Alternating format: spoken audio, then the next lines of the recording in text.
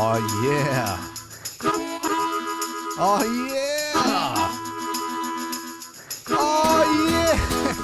It's Sunday, June 30th, 2019. It's time for episode number 32 of the News Freaks. How you doing, Tare? Wow, I can't believe it feels like a lifetime, man. We haven't seen each other in forever. We're back again. I'm Eddie, the Ed Man. And I'm Terry, and you guess what, Ed? We've got not one, not two, not three, not four. No, it is only two. Two third chairs tonight. We have Rebecca and Angel. Ladies, say hey. Hey. Oh, wow. That sounds... Well, number one, Ed, the applause little thing. I'm learning my way around the console. I see that. And number two, man, that sounded way more provocative. It sounded like an episode of Stern for a second there, the way those ladies chimed in there. Yeah. Drunk bitch Wednesday. Oh my God! It is a celebration of sorts around here. We haven't been back on for a show in like 2 or 3 weeks, right? Been a little while. What the hell happened? Well, Somebody have a mental breakdown? Yeah, we missed the opposite day episode, and I'm not going to say whose fault it was, but if it was still opposite day, I would say it was my fault. But you know what? This is true. And you know what else is great about tonight? I think we're not only us celebrating tonight, but also our next door neighbors. We have a social club next door.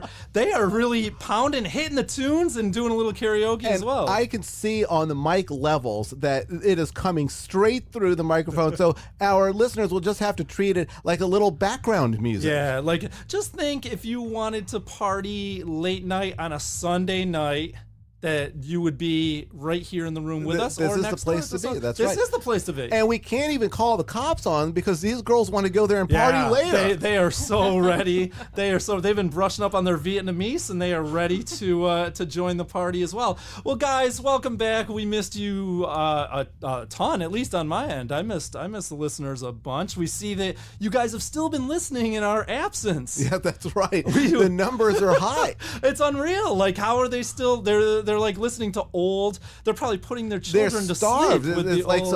a man in the desert dying from But listen, thirst. we apologize for the hiatus. So much so that we promise you 2 episodes coming at you. Not just this one, but another one shortly after. Yes, Terry promises you this. Yeah, and Terry's promises are as good as 10. Okay, so guys, here we go. Again, if it's your first time joining us for some reason, thank you much for tuning in. We have a text line if you want to get in on the show, 904-300-2475. You can also catch us on Facebook at The News Freaks. We have our website, thenewsfreaks.com, and also on Twitter at NewsFreaksPod. So we got the house cleaning out of the way. Intros, Ed, you've been good the last couple weeks. Yeah. Ladies, you've been good the last couple weeks. Fantastic. Absolutely. Boy, oh boy. I'm going to tell you, I got to take off a layer or two in here pretty quick. No one asked Terry if he's good. Oh, yeah. Nobody wants an answer. Oh, my God. Yeah, that is horrible. You know what? Somebody's got to always take the It's like shit. walking around a pile of dog dookie. Hey, listen, it's all right. He just Ed, avoiding the dog. I know we've been waiting on this for quite a while, and it finally's happened. And I know you're super, super excited. This past week saw the first 2 Democratic debates. Oh my goodness, are we going to get into this? Well, this should be a different show. Only shortly. It was a 20 candidate field, so there's too many people to talk about individually. We will do a special edition. We will do a special edition. Let's do shortly. one. When? Maybe next week. We'll give them another debate for the candidates. See who makes they're not the debating debate until the end of July. Okay, then that's when we'll do it. All right. Yeah. Well, they broke it down into 2 nights, right? They had the first 10 go on Wednesday, and then the next 10 go on Thursday. It's like they needed 2 clown cars. Oh dear God, this is already going to be horrible. Why did I even write this in here? I don't know what I was doing. Well, anyways, let's just break down into the nights. See who the pundits, and I'm saying both conservative and liberal pundits, they kind of gave their views on who were the winners and losers on the Democratic side. And there were some noteworthy things that we could talk about. We're going to go into Wednesday night. Obviously, we'll start with the first group of 10 there. From what I read, from what I saw, it seems like the biggest loser of the night was Beto. I think he tried to pander. Beto O'Rourke, yeah, he did not do very well. Everyone's clowning on him because he spoke Spanish. Like, he opened up that can It was of kind of worms. weird. And It Cory kind of was Booker weird. and Elizabeth Warren were looking at him crazy when he started doing that. Cory Booker was looking crazy, but then he attempted Yeah, it. because and- his gimmick got stolen. Yeah. Oh man, imagine he was like, "Oh, I had that in my pocket." Yes, exactly. That's so infuriating. But then Julian Castro actually did it the way it was At supposed to be the end, done. yes. Yeah. Well, yeah. I mean, hey, I thought it was great. He said, "Listen, let me show you guys how it's done. I'm gonna buy his Adios Trump T-shirt. I'll donate a little bit to Julian Castro's his campaign." Well, anyways, for the winners that night, from what I saw, from everybody talking about it, it was Julian Castro, Elizabeth Warren, and Amy Klobuchar. I don't know about Amy. Me there. neither. She didn't seem so great Me to neither, me. But yeah. I will have to give a shout out to my girl Tulsi Gabbard. You love Tulsi And- Gabbard. Oh my goodness! You have And such a crush. I've never seen somebody on the right have such a big crush on someone on the I left. desperately want to sleep with her. But besides that, I would love to see her get elected. Yeah. Because she would end these wars. I mean, why can't a commander Well, in Ed, chief man, do this? she's probably got one more good debate left in her, and then you'll have to say You're goodbye, probably say right. aloha. That's But- goodbye and hello as well, right? It's very funny. She's representative of Hawaii. But hey, at least then we have a shot at getting her on the show, and then maybe I have a shot with Oh Tulsi. man, your girlfriend's not listening right now, is she? It doesn't matter. It does not matter. Apparently, the big losers from night number one, as we mentioned, Beto O'Rourke, Tim Ryan and Bill de Blasio also kind of fell a little bit flat, according to the pundits. Really, it's funny. I thought Bill de Blasio had a really good night. Again, I'm actually. only That's talking. so interesting. These people make a living off this, so I'm just going. And it was again Republicans and Democrats. They kind of pooled their picks together, and I went with the median kind of score. Because going into this debate, everyone hated Bill de Blasio, Right. including the city that he's the mayor of. Oh yeah, NYC does not like him. And he had a great showing for himself, I thought. Well, listen, this is what I'm. And I reading. don't like him. Yeah. So, anyways, that was night one. We moved on to night two on Thursday. Again, I don't know. How did they pick how the nights were set up? Was it a random They draw? said it was or- random. Okay, we have So, no idea. But it's a lie, I was but- wondering that because I was like, how did they figure out who was going to match up with who? But anyways, apparently night two, there were some interesting points on night two on Thursday. Kamala Harris apparently had a very good night. Yeah, she had a couple of zingers in her back pocket. She beat up on Joe Biden a little bit, right? Yeah. She called out Uncle Joe on Yeah. some of his old race situations. From what I read, it wasn't too much of a change. I guess Bernie, Buttigieg, and Gillibrand had a good night as All well. these other people are like, they're Bernie Sanders Right. light. No one's Yeah. going to vote for them because Bernie Sanders is still there. But you know who had the worst night of night two? Night two. Who? Marianne Williamson. Did you see any of No, this? she had the best night. She had more Google searches than anybody. She had great Google search. In fact, Republicans are donating to her campaign as we speak to try to get her another night on the debate stage. I know. She had such a good night. She seemed out there, didn't she? Like a flower child. Oh, yeah. Yeah, it was great. I loved it. And she actually will probably get another debate just on this alone. I loved her quote. Let's hope so. I loved her quote that well, actually, I agreed with her first part of this quote. She said, referring to, our esteemed president, that this man has reached into the psyche of the American people and harnessed fear. Yeah, keep going. Then she said what kind of went off the rails, that I'm going to harness love for political purposes. I mean, that makes sense if he's harnessing fears. Then the I will opponent meet can you harness on that field, and sir, I will win. And she said it I like think a she said love will win. romantic. Well, she's a writer. Love will win, yeah. What do you expect? She is a writer. Yeah. But anyways, that's going to be fun. And then after she finished that quote, Age of Aquarius was playing in the background. She started flipping around. Yeah. It was great. It was great. So, Ed, we can already tell from debate number one that this is going to be quite the entertaining year plus here for us, It's right? going to be a shit show. I love it. Well, anyways, we're going to move on from those debates. We will check back in, and we will do a special edition on Can't those wait. soon. However, we're going to move on in this intro to the second thing that's kind of taken over the country. The U.S. women's soccer team is on quite a nice run so yeah? far. You guys know the FIFA World Cup going on right now? They're holding that in France. No, I'm getting blank nods and stares here in the Ladies studio. soccer. Well, even men's soccer, we probably don't Yeah. watch. Well, here's the thing, okay? and then ladies soccer, we're going to super You not know, watch. you know. Anyways, mail at thenewsfreaks.com. You can address anything to Edman on that one. Anybody who might have an issue with that. Anyways, the World Cup comes around every 4 years in both the men and women's tournament. Yeah. So we won it on the women's side. We won it in 2015. That's great. Here we are, 2019. They're back at it. They're in the final 4 teams. There's only four countries left. We beat actually the host team a couple days ago. We beat France 2-1. That's amazing. And it's in front of like basically a pro French crowd. Yeah. I mean, we've done it again. Unbelievably. As if history has not repeated itself. But actually, the World Cup actually started June 7th. And here we are, starting July out. It's going to go through the 7th. Our match is on Tuesday. And we are going to be playing against England, and that should be a pretty good match. And then on Wednesday, Netherlands is going to take on Sweden, which was an upset. Sweden beat Germany, and many people did not see that coming. So I say all this to set up the next part.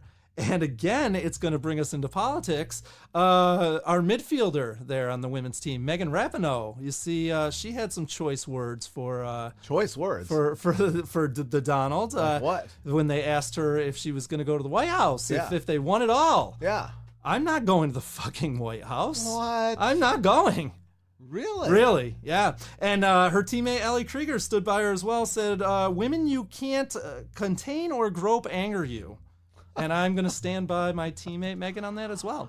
So it's created kind of a controversy. Donald Trump came back with like a series of like 4 tweets, as is his custom. Yeah. At Megan Rapinoe, and said, she.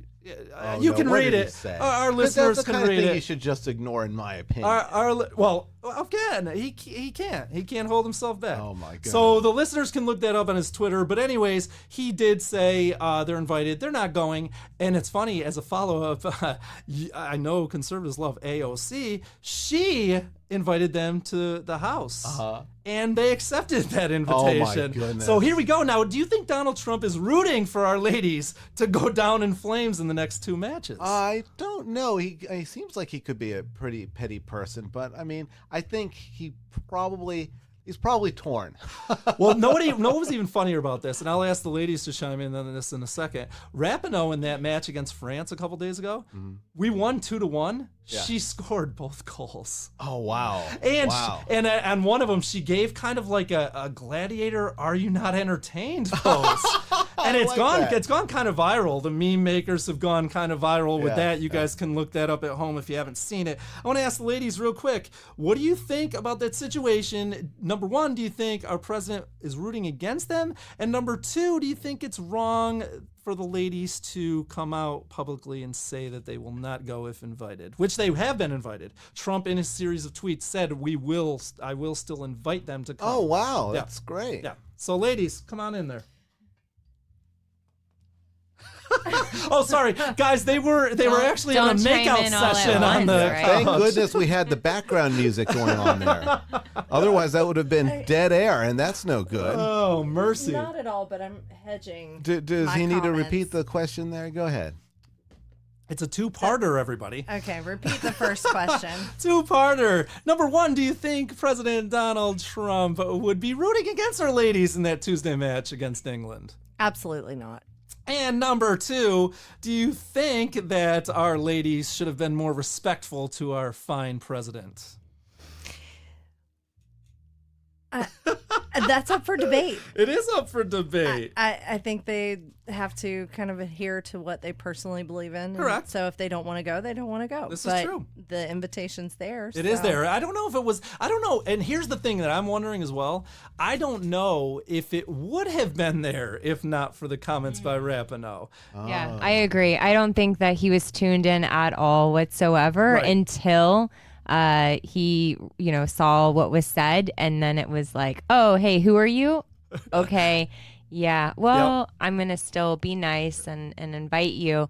But no, I don't think that anybody is ever obligated to do anything, no matter who asks them to or invites them to or whatever. true. If you do not want to do something, going through the motions of that's not really benefiting you in any way. And I don't really think it's benefiting the person who invited you either, because you're there under false pretenses. I agree totally. I mean, and plus, I don't think the women's soccer team wants to eat fast food buffet. But didn't she say that she wouldn't go before she was Subway. invited? Well, here's the thing. This is kind of weird. This actually, they just released this comment within the last week, but this was from a documentary interview from way back in like January or February. Okay, so it was like a what if. Correct. What if you make? different. What if That's you guys different. make a run and this happens? So she didn't even say that recently? Correct. Look how they make this antagonistic And again, most people who relationship. don't know the background, they might think, "Oh, Jesus, they're on a run. They're in the final four teams," and she says this. Oh, well, that's what I assumed. Right. Luckily, the news freaks have cleared this mess up. Exactly. We'll clear the air. That's what we do.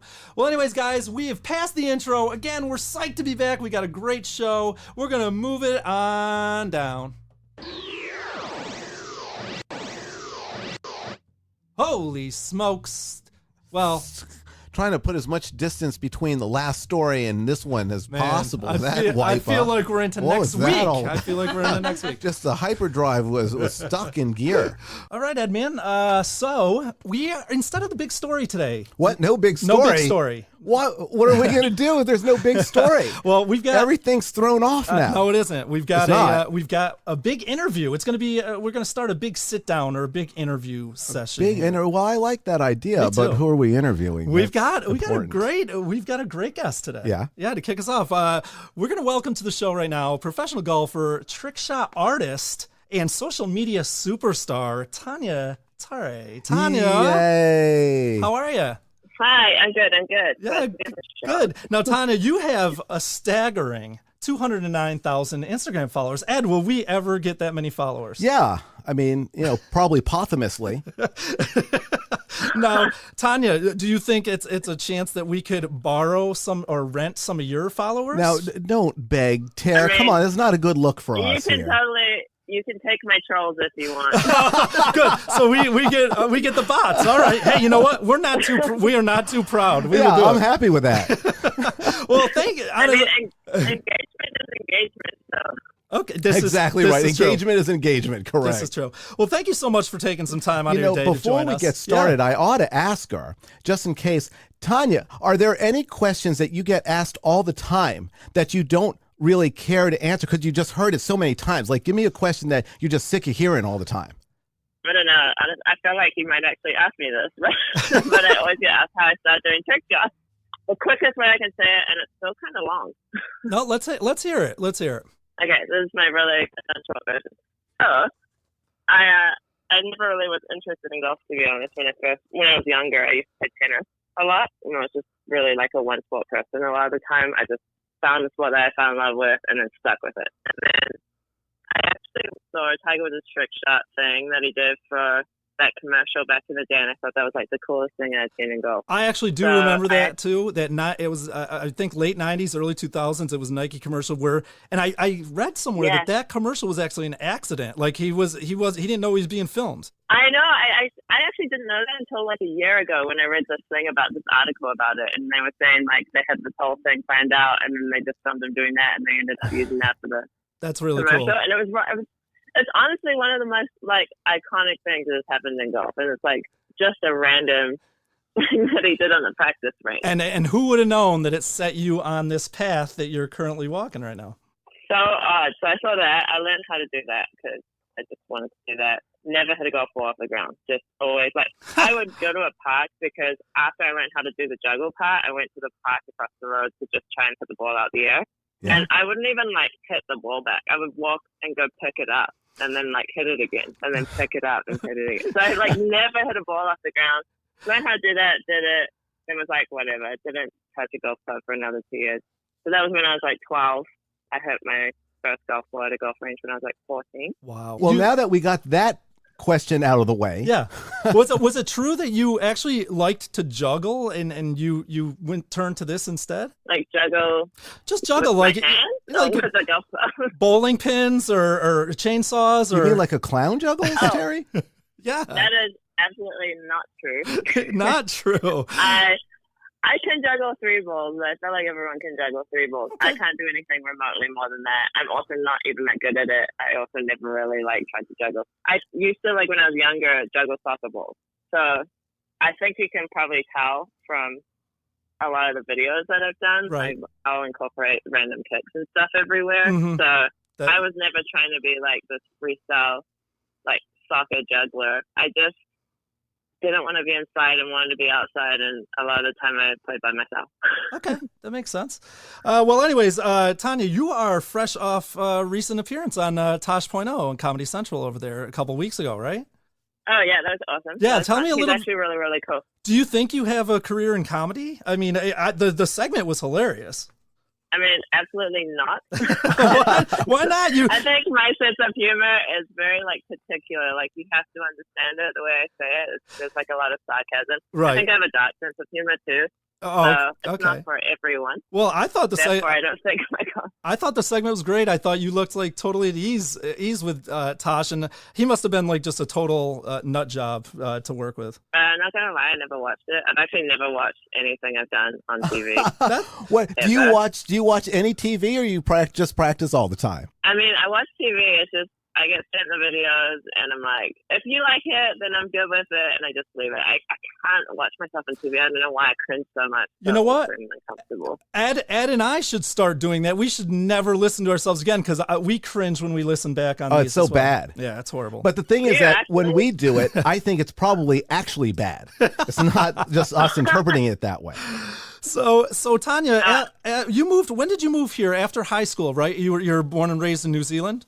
Yeah, and then I took 2 years off because I think in New Zealand and a lot of other Australia, stuff like that, it's really common to have a gap year before you go to university. I think college here is really fun and everyone's excited for it, but college back home is just college. Like we don't have college sport and things like that. Interesting. So Well, yeah. kind of take a year off to, I don't know, travel or work or figure out what you want to do. Like don't rush into uni. Mhm. And so I did that, and then I did it for longer than I was supposed to. It was like 2.5 years. And my coach actually, who I had since the start of like playing golf, so when I was 14, which by the way, the first time I went to the golf range, this guy, he actually asked to coach me. And that's how I started playing golf. Wow. So I had him all the way through. Like he built my swing and stuff. We just don't work together anymore because I live there and he lives there. But yeah, so he always had this idea that I would go to college. So he would always put it in my head sort of thing. And I never really paid attention to it. I wasn't a big fan of school. Hey, with the possible exception of Phil Mickelson, are you the best looking trick shot artist out there today? I'm going to say I could vouch to be the best looking girl trick shot because I think I'm the only one. You know what? I'm gonna give Tania the nod on that one too, Ed. So, anyways, Tania, you came to school. We're located in Jacksonville, Florida. Here, you actually came to school in Florida as well, Florida International, right? Yeah. And you played your collegiate career there. That must have been an awesome experience for you. Yeah, it was like 50-50. I think I was miserable the first year because I was so homesick, and Miami's completely the opposite of New Zealand. There's like almost nothing the same, Mm-hmm. and so adjusting to the food, obviously adjusting to the temperature because I actually went to college, so I was like really resistant to go to college, and I was getting like a bunch of offers because back then I was good at golf, and my school grades were all right, whatever.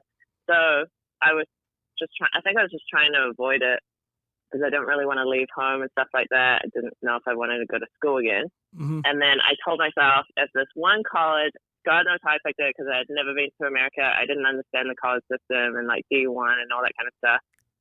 I said, if this one college offers me a scholarship, I'll take it as a sign and I'll go. And it was Florida International. Yeah. And I picked it based off random things like the weather. It's going to be nice weather all year, so we're not going to be playing in snow and stuff like that. And diversity and just all these random things. Right. And the coach actually told me that he had his recruits for the next 3 years fully like taken, so there was like no hope for me. So I was like, oh, I guess that's my sign. I'm not going to go. Then he messages me, he emails me like 1st of August. So school starts in a few weeks. Right. And he's like, some girl just pulled out a full scholarship and he wanted to offer it to me. Oh my God. So then I avoided that email for like a week. Did you really? What did yeah, you? I was like, no. Your parents must have been And like, then, what are you doing to us right now? Yeah, what I didn't know was that he also sent an email to my dad. Well, he's not my blood dad, but he's like a dad. I gotcha. So he sent it to him as well. Okay. And So she was emailing him back, and I was avoiding it. He's like, "Have you gotten an email from that school?" I was like, "No." Oh, mercy! That I was so resistant. That must have been. But then he totally pushed me to go, and that coach I'm actually really, really close with him now, and he's pretty much my favorite thing that I took out of that school. So that's it all really, worked out for the best. That's really cool. Now, did you graduate? I don't know if you did or not. Yeah, I did. And what you do? I find it really hard to start something and not finish. What did you? What'd you miserable. get your degree in there? Marketing. Okay, cool. Now that you've experienced both countries, which country is better, America or New Zealand? Oh, New Zealand, hands down. Of course, I agree. I know I'm gonna get roasted for that, but no, you won't get roasted. I agree with you. Actually, I've never been to New Zealand, but I agree. Well, I've never been to New Zealand, and I disagree. Anyways, so Tania, your videos, right? One thing I love about your videos is when I can tell when you've really worked hard, like hours and hours trying to get a trick, and you finally nail it. Your reactions are priceless. Oh yeah, I try not to do that, but sometimes it's just so overwhelming. Not gonna lie, I have redone whole videos because I hated my reaction. Oh my God, you're kidding. So wait, I've literally redone whole videos. It's okay to be happy when you've accomplished something. Hey, let me ask you, but now that you have acquired and you have put in so much hard work and so much practice, now that you have skills that most other people don't have, are you arrogant about it? Do you feel like you're better than other people?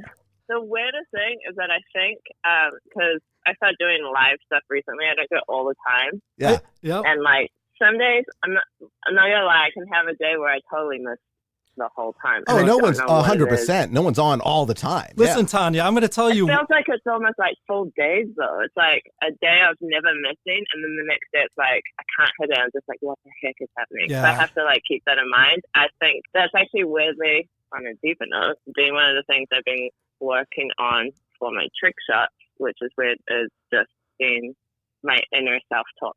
Okay. We have whole shows like that. We don't re-record them, though. We just let them play the bad shows. We don't care. So Tania, I'm going to tell you, there was one time Edman, he actually shot a piece of paper into a garbage can, and he walked around here like he was Kobe Bryant for a good month. Oh, I definitely would be arrogant about that. You know, since we call it.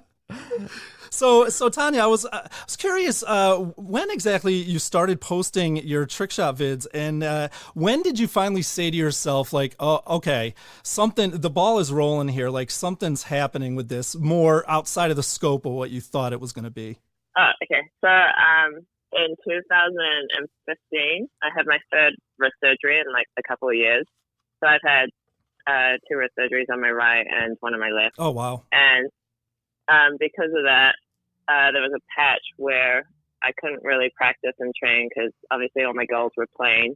And I just did a couple of trick shots. Like I was in Miami, it was June or July, I think. And it was super, super hot outside. So I didn't really want to go out there. I had a cast up to like halfway up my bicep. Oh, and wow. so I did a couple of trick shots into solo cups because I had actually my brother tagged me in this trick shot on social media. This guy like steals a ball on the back of his neck and he turns and he hits it out the end. He's like this hacker guy smoking a cigarette, like just you can tell he's not like a pro golfer. He's just social, but it was like super, super cool. And he messages it to me and he's like, "Can you do this?" So I was like, "Wow, that was really cool." I went to the range that night, and this was a few days before surgery, and I just tried to do it, and I managed to do it in like I don't know, like 30 balls or something. So I posted that, and then all of my friends that don't play golf, which was almost everyone, they always were like, "Oh, golf is so lame, golf is so lame." And they see this video, they're like, "Oh, I'm going to go to the golf range tonight because that was so cool. I want to see if I can do it." So then it started like all these people were like tagging me in random like trick shots because I don't think at the time there was really like trick shot artists apart from the Bryan brothers and stuff. Right. And so they were tagging me in these random like videos, stuff that you would see on like, I don't know, like Barstool Sports or something, just random videos of all stuff. And I tried to do a couple of them, and then I posted them, and then I was like, I don't want people to tag me in their trick shots. I was like, I want to make a trick shot that people tag other people in to try to do stuff. So I went home, and I was just like randomly like at home, and I thought, oh, this sounds a ping pong ball into like a solo cup. Mm-hmm. And so I did like this thing between my legs and bounced it in, and then that was the first trick shot that I did. and I did a few more like that because when I had surgery, I was inside. I couldn't really do a lot. Right. But my profile was private. So my friends were trying to tag their friends, and they couldn't see it because my profile was private. This happened for like a year. Right. I just kept sending these videos out, and then eventually I was like, this is stupid. Like, I'm just going to take my profile off private and make it public so this doesn't happen anymore. And this is towards the end of 2016. I had my profile private for like 2 days maybe, and a bunch of the golf pages ended up picking up the videos and posting them everywhere. And that was all she wrote. Yeah, that's literally how it went. I was at work, and my sister actually at the time worked at the same place as me. She was like, "What's wrong with your phone?" I was like, "What's wrong with my phone?" And look, it's just like, this person started following. And I think I gained like 3,000 followers that day. In that one day. I was like, what the heck? Wow, Ed, man, we've got goals. We've got goals. We're gonna try to get 3 followers in one day. We're gonna start there, and then we're gonna move on up. Tanya, has your patience in practicing your trick shots translated to other areas of your life? Honestly, doing trick shots is probably the only time I'm really impatient. You road rage? LA traffic. That's it. That's it. Everywhere else, traffic, not so much. Yeah. I don't know what it is about LA traffic. I don't know which is more annoying, like trying to pull off a cup flick shot that's taken me a long time, or LA traffic. Those are like my top 2. Very cool. So, Tanya, I just saw a commercial that was posted a few days ago from Audemars Piguet, right? Did I say that right? Oh, yeah. Yeah, the watch company that sponsors you, and that was really cool. You shot that in San Diego or something, right? Yeah, we did. We actually have shot quite a bit of stuff this year, so there'll be like a lot more stuff coming out. Honestly, they're like one of the coolest companies you can work with. They're really that's awesome. They're like classy, but they're really like innovative and willing to like break the rules a little, and that's cool. I don't know, bend the lines, like push the barriers. So for me, obviously, you love that it. Works. Has anyone at the company asked you to teach them some trick shots, and you're like, oh man, not again? No, actually, I think they just look at me and they're like, okay, that's your thing. Yeah, that's right. You do that, and we'll do our job. That looks hard. Now you're also you also work with Encore Golf and Adidas Golf, correct?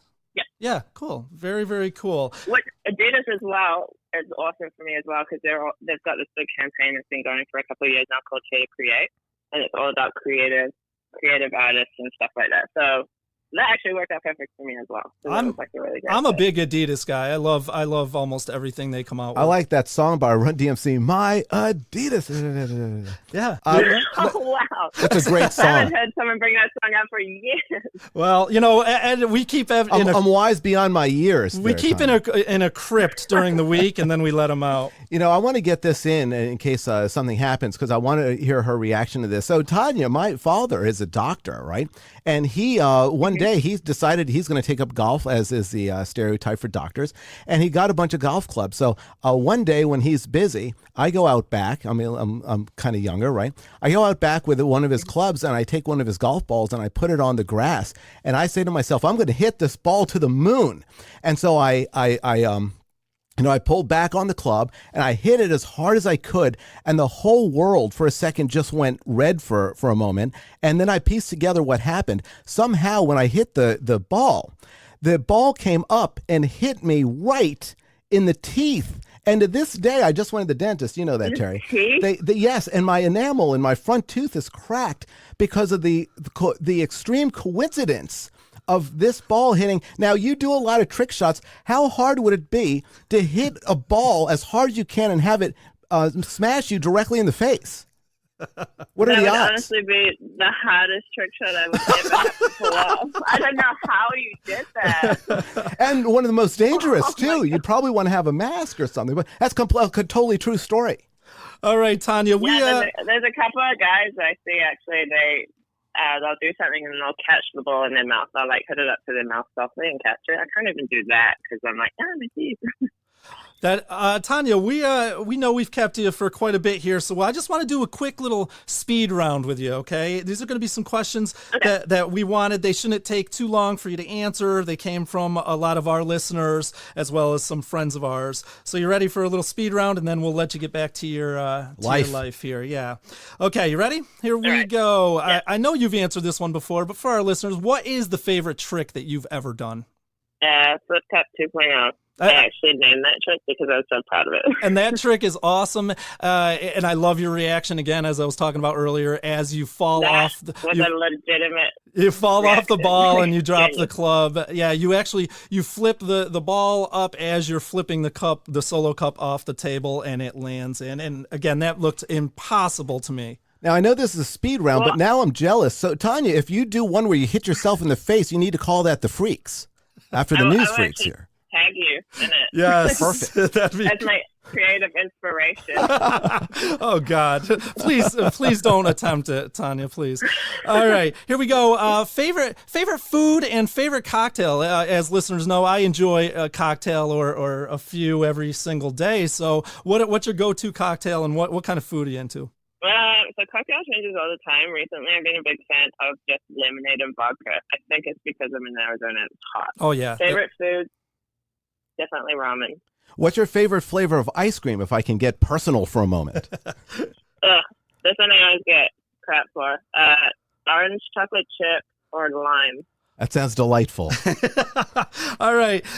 Favorite cities that you've been able to visit, either here in the States or outside the country? I actually really like San Diego. And I'm not going to lie, I do like Scottsdale. I wasn't a big fan of other places in Florida. I did like New York, but I think that's because I was right in the center. Mm-hmm. And I didn't have to travel anywhere, so I think that was fine. The Hamptons area was really nice. I'm not sure. Okay. Maybe those. I did like Lake Tahoe when I went there last year because it's pretty. Awesome. Favorite golfer on both the women's and the men's tour, or even golfers? You can pick a golfer that you're buddies with as well. Oh, favorite golfer, Anthony Kim. Anthony Kim, nice. Anymore. Yeah, I know. Totally him or Phil Mickelson, just because, like, first of all, his like social media now is really entertaining. Yeah, it is entertaining actually. Also because I love chipping and stuff, and he's like incredible. He's a legend. He's a legend. Favorite music artist or band? Ooh, that's tough. I do really like Post Malone and Russ and Mac Miller, and 660 is probably my favorite band. So they're from New Zealand, so I don't know if you guys have heard of them. Okay. Well, maybe they can get some American ears on them. A couple more for you here, and then we'll wrap it up, Tanya. I know you're a big Hugh Jackman fan. Favorite movie of his, or your favorite movie overall? I'm a big Hugh Jackman fan. That's what I heard. Damn it, Terry! What kind of research did you do for this? We're firing our research guy. That's it. You're fired. Get us 2 coffees. Ask him what movies I like then. Yeah, what does she like? Does she like him in Wolverine? Yeah, I guess we're going with Wolverine on that one, Tanya. All right, we've got a couple weird ones. This one's for me, and then 2 more for the fans at home. I know you had an interview with PGA member Wesley Bryan there, and you were talking about how you went to dinner once with Charles Barkley. I have to know about that. Was that a surreal time or what? Yeah, no, that was real. I'm actually good friends with Mike Wilbur. Oh yeah, a PTI fame, yeah. Yes, so that's how that all came about. He was just like, when it comes to dinner, so I'm thinking it's just like this casual dinner, and then it's like, not kidding. Did he just talk? Like Charles Barkley. Did he just talk about Auburn sports like nonstop? He just talked about everything. Okay, very cool. I'm pretty sure he thought he was talking to maybe the entire room. He has that kind of presence. He overtakes the table, huh? Yeah, we like had this discussion at the table because at the time I was playing golf every day. But I said I would bet him to a round of golf, and I would give him a shot at hole. And I think he was really offended by that. Well, I'll tell you what.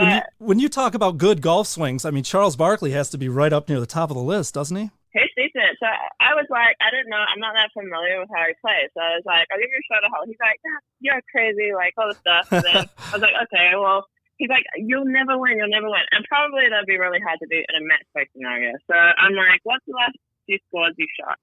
And he was like, I think he said like low 90s. What? So that's not bad. Technically, if you shoot a low 90s, all I have to do is shoot par. Exactly. And then, so I was like, it's semi-fair. But yeah, I don't know if that's ever going to happen. But that night, actually, Charles Barkley was there. But that was the first night I met Larry Fitzgerald as well. And so from that whole situation, I became friends with him. Now, he seems like just an amazing guy. There is absolutely nothing bad I could say about Larry. Yeah. He is as genuine as he's portrayed on TV. That's really good to hear. him. Yeah. Because sometimes you get this. People will meet a celebrity and they'll turn out to be a real piece of shit. And you're like, oh, my God, I never saw that coming. Oh, I totally agree with that. So I wasn't really sure. And same thing with Mike Wilburn as well. Like, everywhere we go, when I'm with either of them, people obviously are, like, hounding them. Right. And I've never seen them turn someone down, say something like, I've never even seen them talk to someone and come back and be like, that's really annoying, or anything like that. They just, they take the time to, like, sit with you and talk with you, and you can be anyone. They're not, they're really humble like that. It's nice. That's really awesome. Okay, we're wrapping up here. We've got 2 more. Do you like to dance? Are you a dancer? One of our listeners wanted to know, do you like to dance? Yeah, I do, in the right scenario. I mean, if you throw me in front of a crowd and you said dance, I'm probably not going to do that. So are you saying we need like 6, 7 lemonade and vodkas, and then we'll get you on the dance floor? I'll probably be dancing before 6 or 7. Okay, that's good. We had a listener ask if you could do the solo cup tricks with a ping pong ball instead of a golf ball. That would change the whole dynamic of it, wouldn't it? I actually do some of them with a ping pong ball. You do? Started doing enough stuff. Just because, like, a golf ball is, a little dangerous. Yeah. Never broken something in the house, though. That's good. Is a question I get asked that's actually pretty amazing. But it's more about the cup. Like, it would be easier to do all my trick shots into a solo cup if I could use a golf ball, because a ping pong ball is actually harder. Mm-hmm. But the cup will just tip over. And this is true. Have you tried? Have you tried substituting the golf club with another object? No. I have a whole nother set of videos. You know what? Then. I'm gonna be a broom trick shot artist. I'm gonna use a piece of PVC pipe. Well, actually, people do ask me that all the time, but like I never panned out to be like a trick shot artist. I just wanted to be something that associates with golf. Mm-hmm. If it's in the trick shot realm, so like I try actually not stare too far away from golf when I do stuff. That makes sense. So I mean, they have good tactics for that. So Tanya, real quick, what are your goals for the upcoming year? What are you looking forward to? Well, last year I spent a lot of time playing, less time on trick shot stuff, and this year I think I want to kind of do the reverse. Mm-hmm. Because I think with all the surgeries and I just got my last MRI results and stuff like that, I think I need to like reconsider what I put more emphasis on. Mm-hmm. So I'll probably do a lot more of that stuff. I do want to, which I've been working on, is find a way to reach out to more kids. I was going to ask that too. With your social media presence, that you have a great opportunity to kind of work with, young ladies and young kids that you could probably influence, I would guess.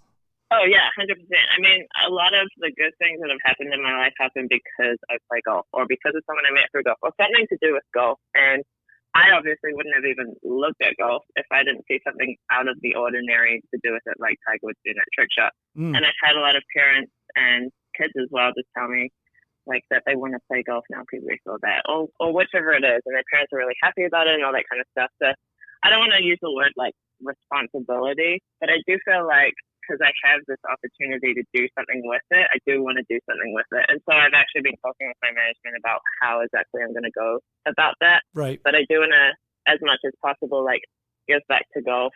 So I have been trying to work closer, I guess, with the LPGA and for women's golf, and then also like the first tee and things like that for juniors. That's really great. Ed, you have one more for Tanya. Yeah, this one's for me. What question do you wish that we had asked? Wow, that's a tough one. Or anyone. Is there a question that you wish someone would ask you? You're like, man, I got a good answer. I got a good story, and no one's just asked me about it. I don't know how I'm feeling. I'm just kidding. No, I think you actually stumped me on that one. Well, you know what? I'm glad we ran. We're gonna end you. We ran the gamut. We're gonna actually let you go on a stumper, Tanya. Again, this was awesome. We really appreciate you coming out and doing this. Yes. Taking some time out of your day, folks at home. Check her out on her YouTube page. It's Tania Tare, Tania Tare. She's also at Twitter at that same handle, and Instagram at Tania Tare 63. Tanya, thank you so much. We loved having you on. You were delightful. Of course. Thank you guys for having me. All right. Take care. Man, she was great. Good job getting that interview, Terry. But I kind of feel bad for Hugh Jackman. Well, anyways, Ed, man, we are moving right on to Newsthing number one. Newsthing number one. I got 3 of you today, so this is good. I can bounce a lot off of everyone. Siblings. What do you guys have sibling-wise? Ed, man? I got a brother. Just one brother? I got a sister. And a sister. Yes. Okay. Ladies? I I love them both. 7. You have 7? Well, I'm the oldest of 7. Oh, my God. Okay. Your mom was busy. I am. It's like a farm of rabbits over there at that I house. just have a younger brother. Okay, That's younger it, brother. as far as I know. And I have 2 younger brothers myself, so none of us are only children. So this story So we can't relate. I thought one of us might be. So I what was are you taking gonna a tell shot. us? I Well, can tell. scrap it. We're moving on. No, we're still going to tell it. We're going to head across country to San Francisco's Bay Area for this story. This 41-year-old woman out there, she lived most of her adult life thinking she was a single child. It's a long time. It is a long time. Well, she signed up for 23andMe back in 2013 near its infancy, right? Man, I wish I knew her name. Shouldn't I have written this down somewhere? Guys, I want to inform the listeners here that today's show, it may seem a little different than our regular shows. I want to tell you that I'm the only person tonight who is not imbibed. Oh, listen, I did. We all had a couple beverages. Again, we were celebrating, and next door, the beats, the Vietnamese beats coming through the wall. There is a party atmosphere here today in the studio. Well, this lady's last name I can give you. It's Harrison. We're gonna get her first name later in the story as I get there. We're not in our regular studio. We don't even have a laptop Oh my here God. to look it up. Did we talk about this too? We're in the studio and there's a room right next to us where lessons were being taught. So we couldn't do it in our usual studio. So we moved the whole studio into an adjoining room, and now we're kind of out of sorts. We're trying to find our footing here. But anyways, this 41-year-old lady, signed up for 23andMe back in 2013, took a test, and she got it back, and there wasn't much said. The results were kind of, I don't know, it's in the infancy of this thing. It's 23andMe. What, it came back negative? It didn't come back negative, but it didn't tell her kind of what she wanted to know. She was told by her parents when she was 27, so almost about 15 years ago, that she was conceived by a sperm donor. All right. Okay. So she knew, and then she went on 23andMe hoping to get some more info about that. Yeah. And that's kind of why she did it. So she ended up putting her account on private or inactive or whatever. Mm-hmm. And she decided to go back on it in 2017, okay? Because I don't know what made her. She must have been scrolling through old emails or something and saw, oh, I have a 23andMe account, blah, blah, blah. Maybe she got one of those ad choices things that came up and reminded you that you still have I'll tell you what, they're really targeting us good these days. So anyways, she went back on in 2017, and once she switched off her anonymity, is that how you say that word? Anonymity settings, she was immediately contacted by a person who told her that they shared the same donor father. Okay? Oh. Quickly snowballed from there. Within the next week, she had 7 more emails just like that. Okay? Now here we are 2 years later. Guess how many it's grown to? It's up to 15. 30. Wow. There's 30 of them. They all range in age from 24 to 41. And most of them, this is the weirdest part, most of them actually live in the San Francisco Bay Area, and some even knew each other going to school when they were kids. Wow. Yeah, which is pretty wild, right? This guy's like Genghis Khan with his sperm. So they now have a Facebook page. It keeps everyone connected, birthdays, events. They hang out. There's one brother of the 30. His name's Ben Clark. He actually created a set of slides to show any new people that they may find, any new donors that make, donor children that may come along. The dad must be like a millionaire from I was going to say, was he just clocking into work, putting a suit and tie on, grabbing his lunch pail, down to the sperm bank? I got a long day ahead of me. You got my Good magazine? Can I bring that with me or what? Yeah, it's got everything they would want. Frequently asked questions, information on the donor. They actually, a bunch of them hang out and do things together with each other's families. It's a really kind of cool. The thing about it that was kind of funny, and when I was reading the story, it reminded me of that 2013 Vince Vaughn movie, Delivery Man. Did you guys see that one? Not see No? that. No, nobody saw that one? Well, anyways, in that movie, he apparently throughout his college years gave 693 donations to a sperm bank. Wow. And then he ended up making like 25 grand or something as he was like a struggling kid. Yeah. And then it comes back, he gets a letter from a lawyer that he's being sued in like a class action suit from a bunch of kids. He ended up having 533 kids in this movie, in this fictional movie, whatever. But he ends up going and hanging out with a bunch of, secretly hanging out. He knows who they are, so he goes to their events to see what his donor kids turned out to be. I can picture this dad doing it with this family here, with these 30 people there's gonna be more. He could sneak in and say he's one of the kids. Imagine that. That'd be He looks young enough. kind of that'd be a good movie idea. It'd be Yeah. like a Mrs. Doubtfire for siblings. He just puts on a weird disguise. What? You guys had a dad that was a sperm donor? Tell me more. Sounds like a real cool guy. So yeah, guys, I'd like to think that if it came out that I had created kids that I might not have been aware of in a sperm bank or otherwise. Yeah. I mean, I would like to think that I would want to know what they're about and what they're doing with themselves. Would you guys want to know if that situation ever came out? I know, ladies, you would know. You'd already know. I mean, that's it. I can only ask Edman this one. I want to say no, but I'm afraid that one of those kids might be listening. Oh, I love my dad. He's host of the News Freaks. He doesn't know I exist. All right, gang, off we go. This is going to be really fun. We're off to game time. And Ed, you don't usually get this kind of reinforcement. What do you mean? For a game time, you've got a lot. We're all of together help. on this one. Oh, Collabo, that's fantastic. yeah. Oh, we're sure to get 100 on this. Well, let's not push it. I made it quite challenging this week. But there's 3 of us. I think this episode, and again, the stories to come too, have a lot to do with numbers. As we talked to Tania earlier, which was great. Again, Tania, that was so amazing. It was great having you on. We talked about her numbers on social media. Why do we never have a calculator on the show? We're about to talk about numbers again. Well, you know what? Next show. Well, every phone has a calculator, Edman. You're just saying that because you're seeing Angel over here take out a phone and pull up the calculator. Am I wrong? All right, gang. No, you're not. So here, let me explain what's going to happen in this game time, guys. A collaboration effort for the 3 of you here. What I did, I put together a little numbers game for you. Okay. And here's how it's going to work. I'm going to ask you a question, and every answer, all 10 answers, the answer is a number. All right.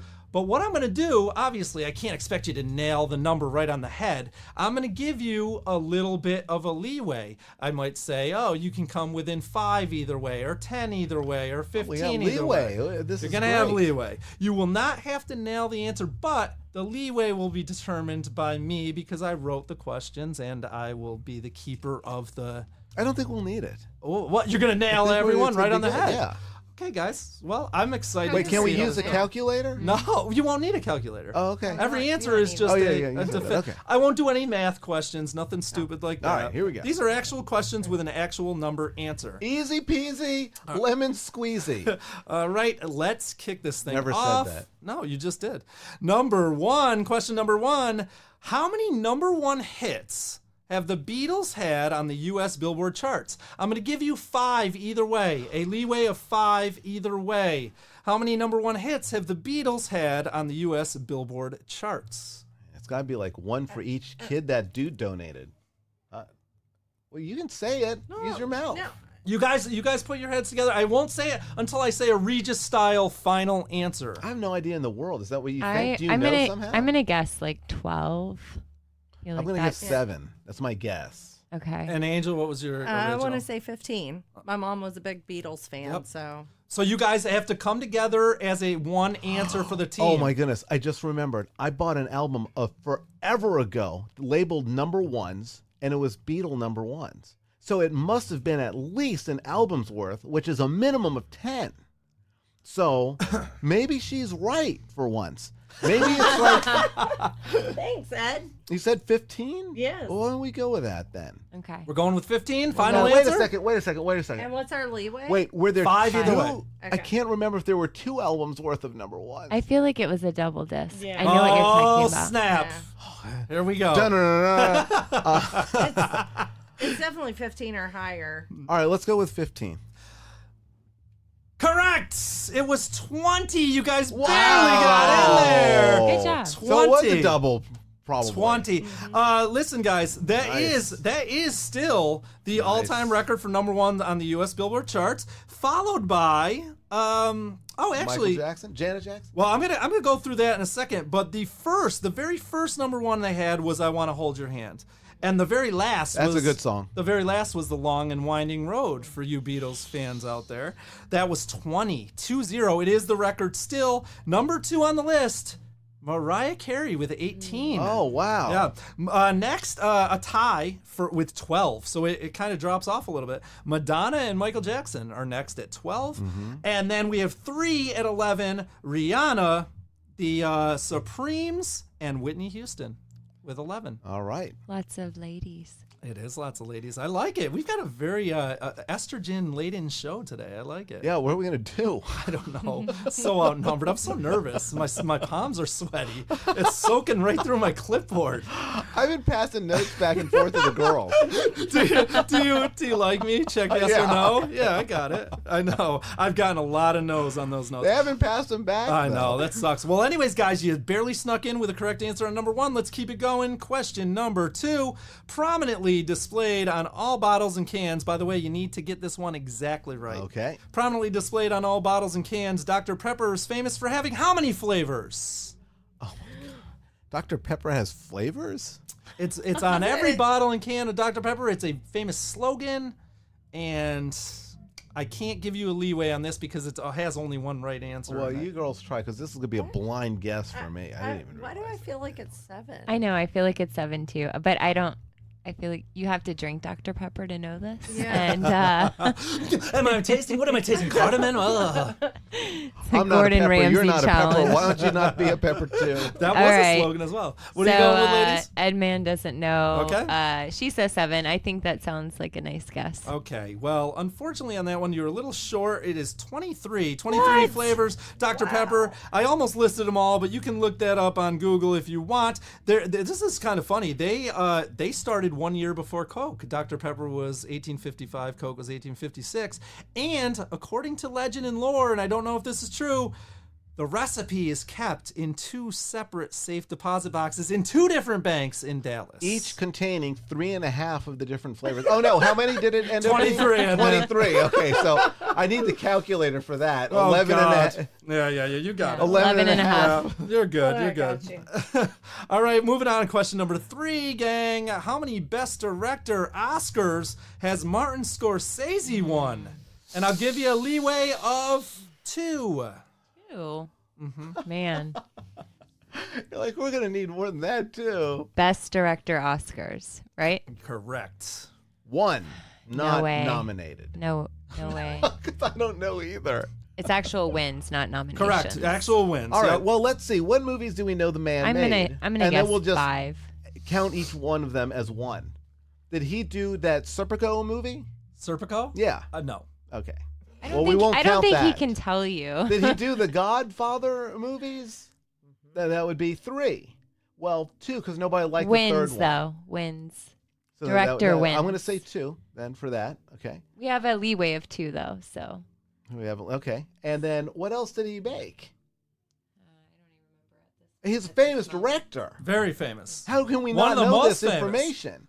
We're not involved in pop culture in any good way here. Hey, listen, it's just it's All only right, one so unless question. you girls have another guess, I'm going to say if we have 2 of leeway, and I know he did 3 Godfathers, I'm going to go with 3, and then I've got myself covered for another 2 movies. Okay. But then do you think he only made 1? Yeah, but no, that can't Maybe be. maybe Everyone make the loves guess Godfather 4. too. He must have. Really? All right. Guess Because 4. then if you got 6, or if you got just It's 2. stunning logic. Let's do that then. Final answer is 4. oh, this one's gonna hurt. He has only won 1 Oscar. Oh my goodness. Wait, I thought you had that. Oh no, 2 would be out of All that. right, guys, Oh, here we God. go. Let's I'm break this so down. Disappointed in you. He won his one and only Oscar in 2006 for The Departed. That was his only. The best- Departed? Yep. That movie was okay. Okay, so here's what he was nominated for. He was nominated 8 times and never won. Okay, so 1980. That's the worst. 1980, Raging Bull. 1988, Last Temptation of Christ. 1990, Goodfellas. How'd you guys miss Goodfellas? Oh, yeah, that was a great movie. 1993, The Age of Innocence. 95, Casino, another classic. 2004, The Aviator with Leonardo DiCaprio. 2011, Hugo. And 2013, Wolf of Wall Street. Well, I don't know about that stuff after 2010, but all that other stuff, I can't believe I don't. I feel so dumb. This is why I hate game time. You girls don't know this, but I revile. Oh, you love it. All right, guys, moving on to question number 4. How many teeth are there in a normal adult mouth? That one's easy. Is it? Yes. How many? I think it's 32. I think it's 32 also. Final answer? No, No, how many? it's 22. Is that true? Let Let's me count them my now. teeth. Hold on. Open up your mouth. Oh, dear God. Yeah. Do you have all your teeth? You know what? She is from West Virginia, though, so that could be. Oh. Hey, got her. That Sorry was a low blow. Sorry to my listeners in West Virginia. It was just too easy. Actually, I checked the stats. We don't have any. Oh, perfect. Say whatever we want about them. I'm checking out people. She's left. She slammed down the headphones. She's out. All right, I feel where like are we at? 22 is pretty low. 28, maybe 30. Oh, wait. Do we have a leeway here? No leeway. Oh. Oh. No leeway. Well, hold All on. right. If I count my wisdom teeth, then it would be 24. Wait, Yeah. the man just asked how many is in a human head, not in your head. I mean, you're human, but he means Somebody that never I had. have- No, I somebody have that never. children, and I had to watch Yeah, them. somebody I that had to never count lost them as they teeth, came never out. had surgery.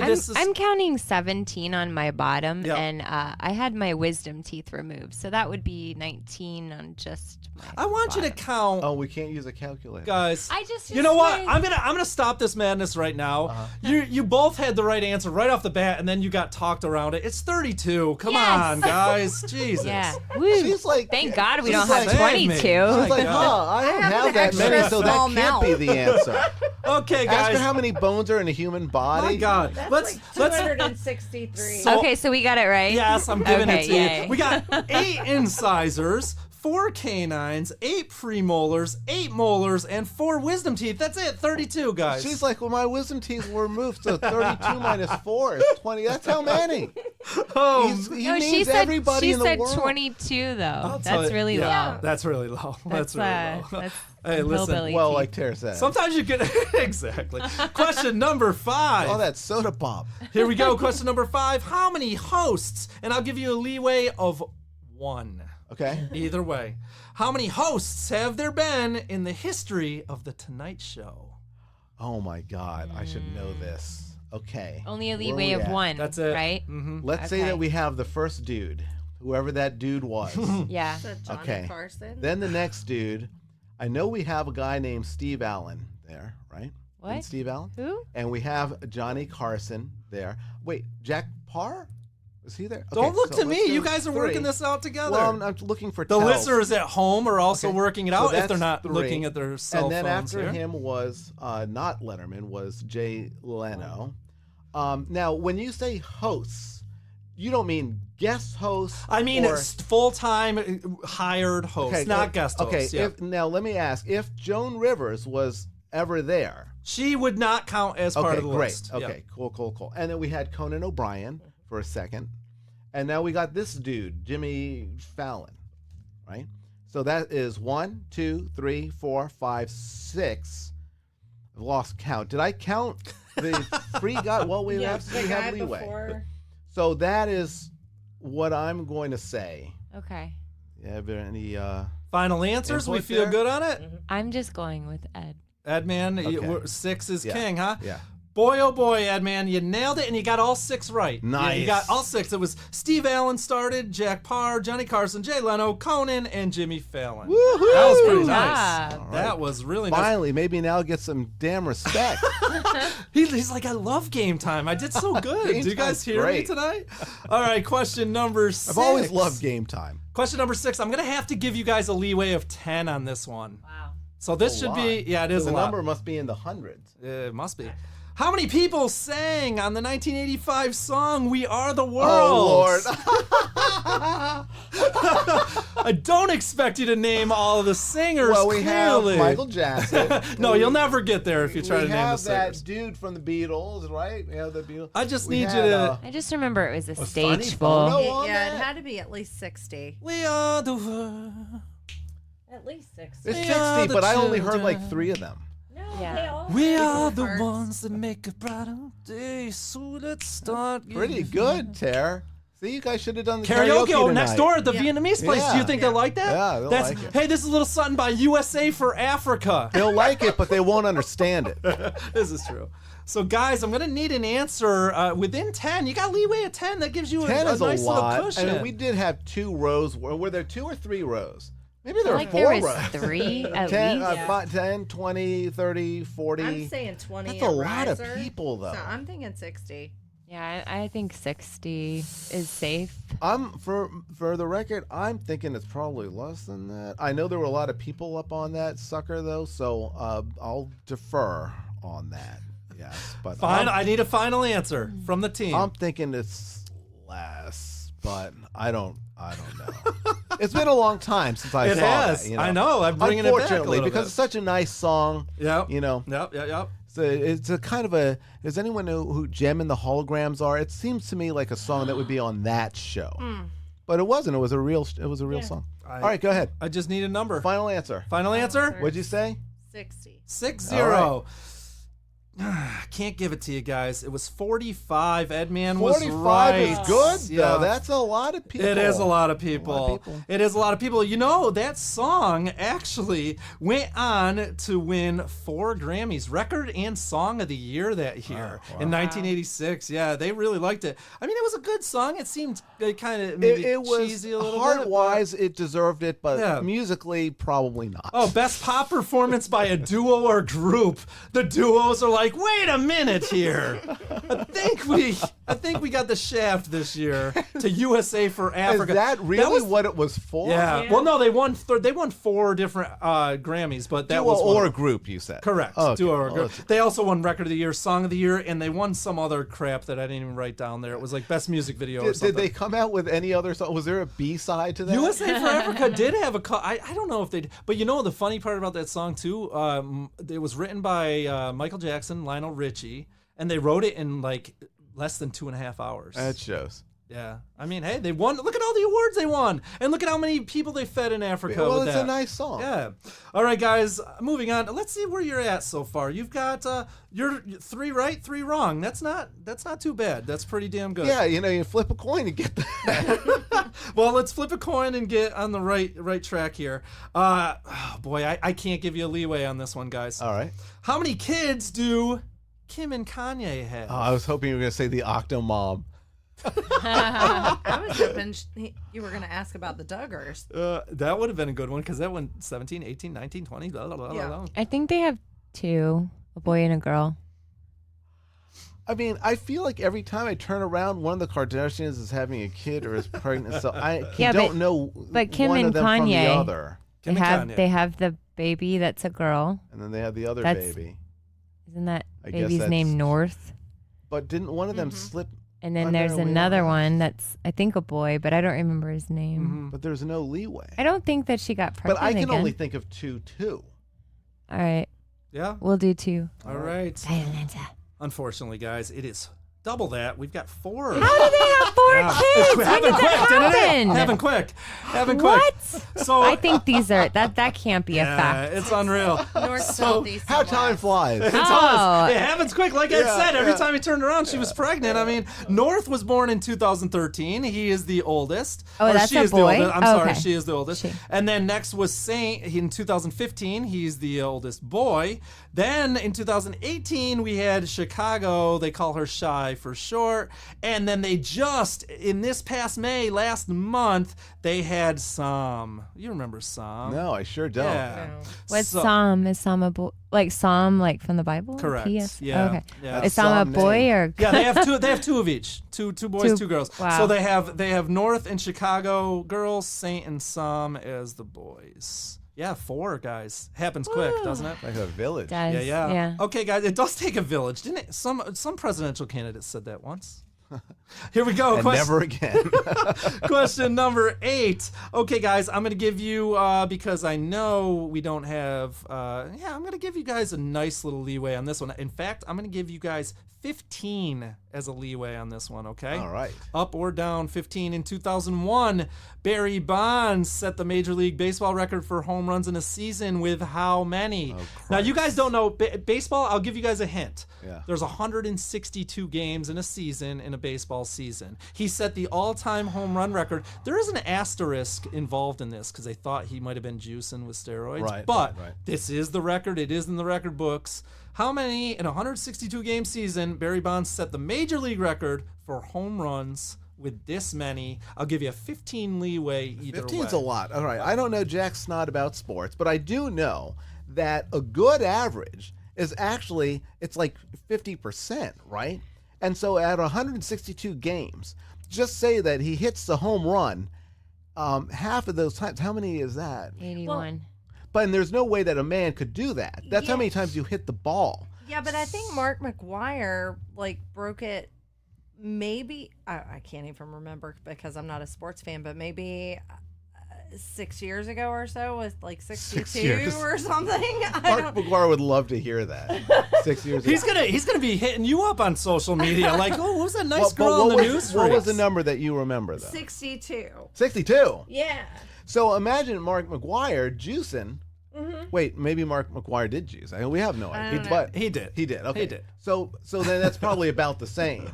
So I mean, do you think he really exceeded it by 15? No, he exceeded. So we could he probably only go broke up to, it, like, by 65. one. Yeah, yeah. Oh, actually, wait. He had to have broken it. So Mm-hmm. Mark McGuire got how many? 62. And you're sure about that? Yes. That means that if this dude broke it even by 1, which would be 63, we have to get within 15. Correct. So 63 plus 10, 73 plus 8 would be 78. I mean, plus 5. Now, This feels like I some. don't know. Is This that feels right? like some Price is Plus Right 5. shit Yeah. going on right How many? now. What's the answer? No, you added 18 instead of 15. Correct. What's that? How many should it be? I mean, what should the answer Oh, actually we be? we have a 15 leeway. Yeah. So you said Well, I'm hoping you'll do the 62 math. plus the 15.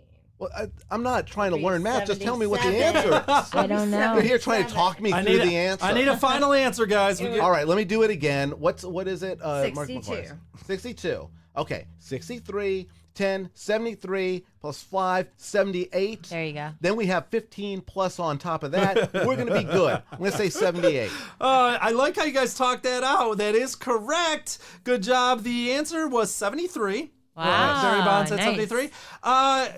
Angel, you were pretty close, and you did lead your team in the right direction. In 1998, so that was 3 years earlier before Barry Bonds, Mark McGuire hit 70. He had set the record with 70. I was afraid that answer might be And know wrong. what? Well, 1998, that same year, Sammy Sosa hit 66. And they say a lot of, and I'm a big baseball fan, you guys know, this kind of saved baseball, this home run battle between Sosa and McGuire. Yeah. Every day you'd get home as a baseball fan and be like, did McGuire homer? Did Sosa homer? It was kind of everyone was watching it. But baseball was gonna go on strike, and they just like there was a big labor thing, and they'd just gotten back from strike, and scrubs were playing and whatever. But this McGuire-Sosa thing brought fans back to the game, even though they both were juicing. We're pretty sure, but it still was like, what the hell? Who cares? This is exciting. We want to see it. Hey, you know who was good in baseball? It's Babe Ruth. He sure was. He sure was, Edman. All right, guys. Again, you guys are a perfect 500. You're All four, right. 4 up and 4 down. You got 2 questions left. Just a little above, and Yep. we're going to be doing well. Question number 9. I think you guys will get this if you talk it out. How many syllables are there in the word supercalifragilisticexpialidocious? I'll let you guys talk Gripes. this one out. I mean, maybe I'll and say the word out loud. I'm not giving a leeway on this one. Super. Can you say it again though, and slowly? Supercalifragilisticexpialidocious. And no leeway. Oh my God. I know I'm tough. Well, I'm know, tough. I don't. 14. I got 19.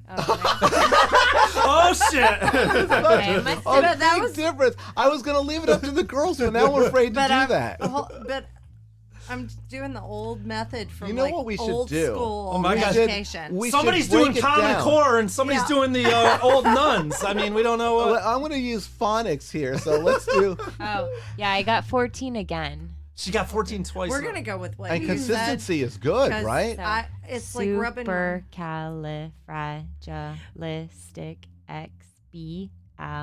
Supercalifragilisticexpialidocious. Listic. Okay, I guess let's go with it. All right, we're gonna go Final with answer. 14.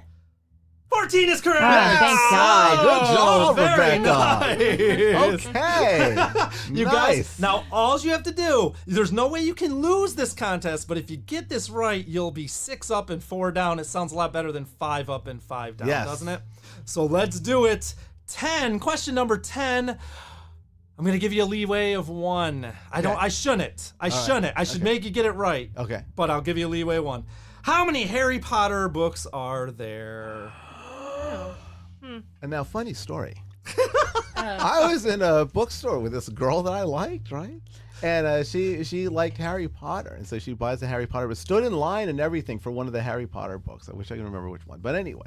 Then she takes the thing home, and then like a few weeks later or something like that, they come out with another version of it with a poster on it. She goes, "Oh, I wish I got the one with the poster." I said, "You know what, sweetheart? I have always been interested in the Harry Potter books. I will buy the book from you, and then you can get the one with the poster, and it works out." And I was like, shit, well, now I have this book. I can't start in the middle.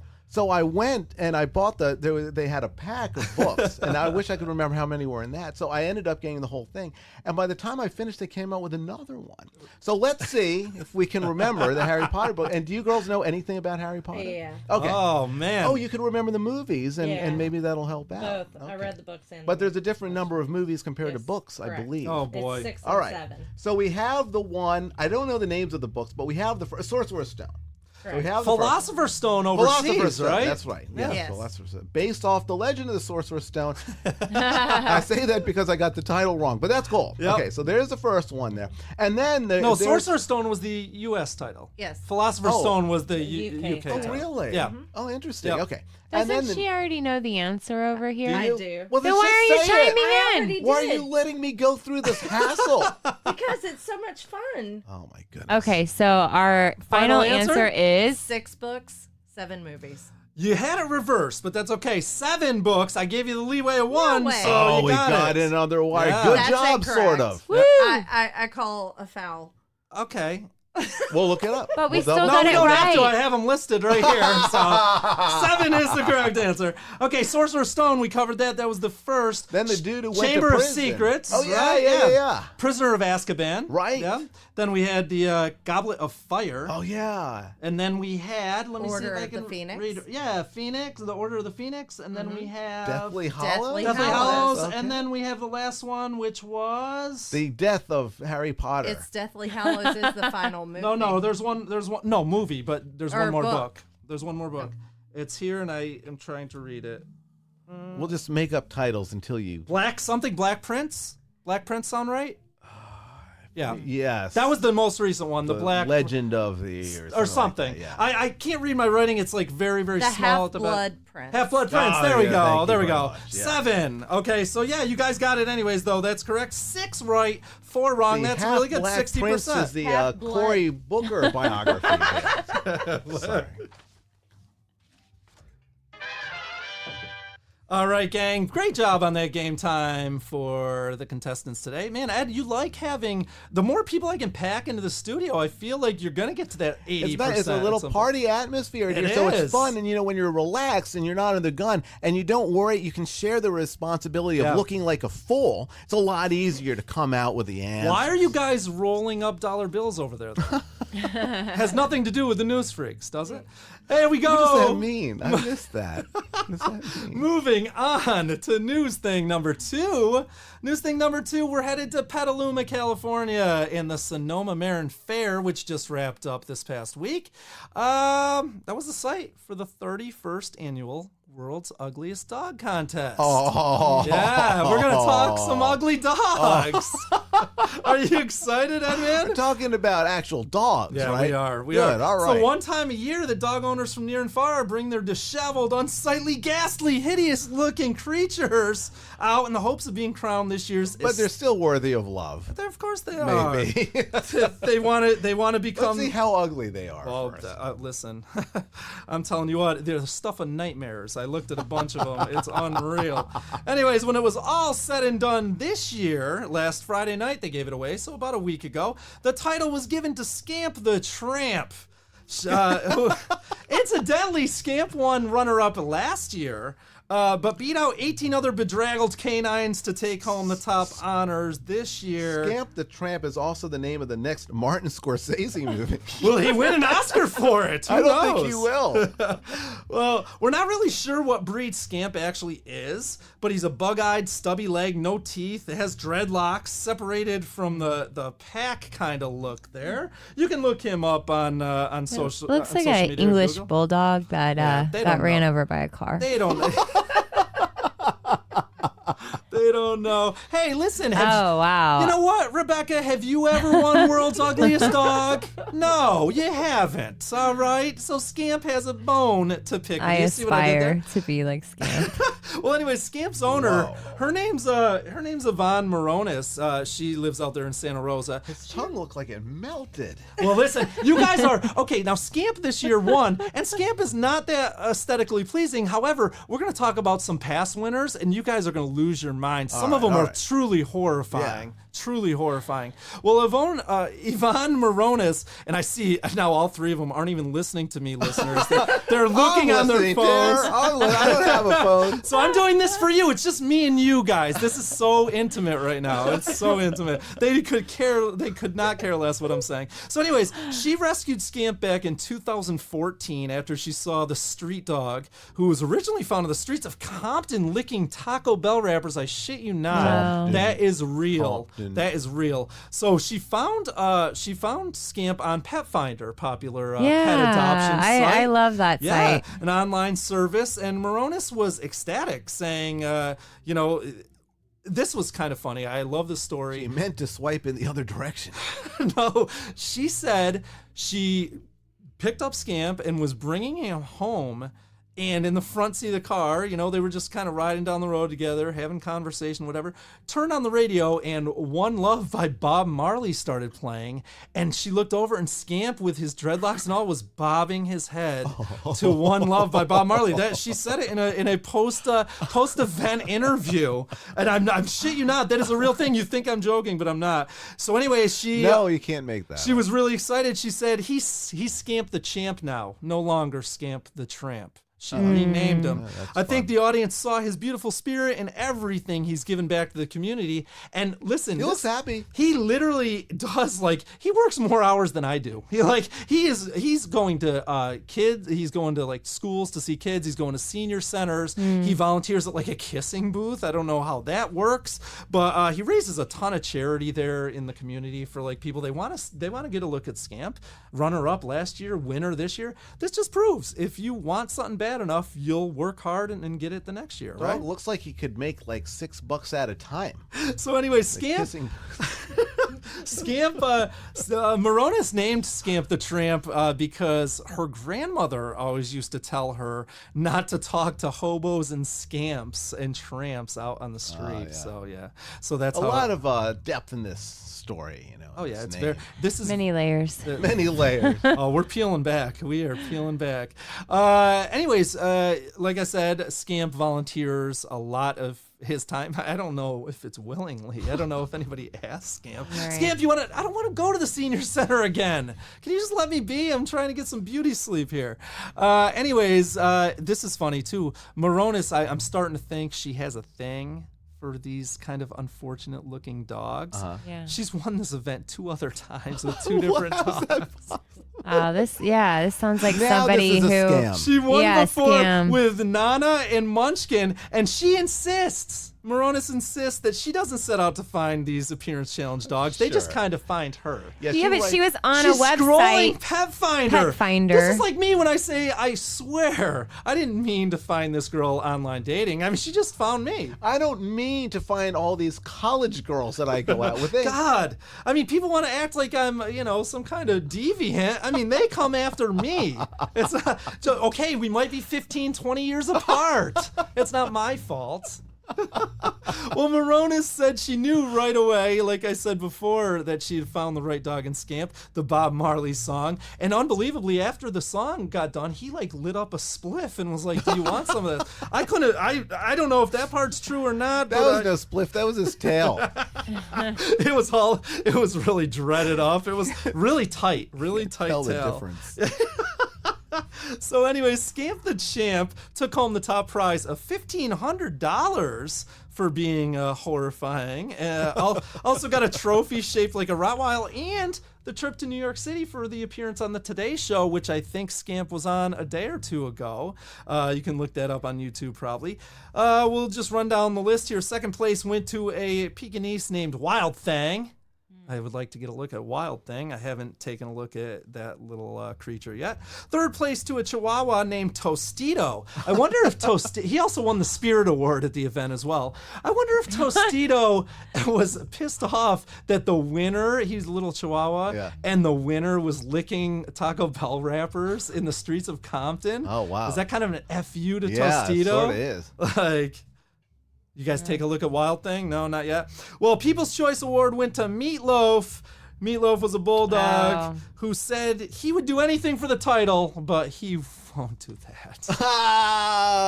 Yeah, that dog looks like What do we got? from Where the Wild Things Are. Oh, yeah, I like that character. Oh, Those, he does. You're yeah. right. You're looking at Wild Thing? Yeah. Yeah. Let me show you. He looks like several of the monsters. Oh, dear God. The same time. Hey, yikes. Okay, guys, I thought it'd be fun actually to take Are you a sure little... that thing's not upside down? It's like the thing. It looks like somebody took all the hair from their hairbrush and then just put a face on it. It's like John Carpenter's thing in mid-transformation. Right, yeah. I love it. I want to adopt Wild Thing.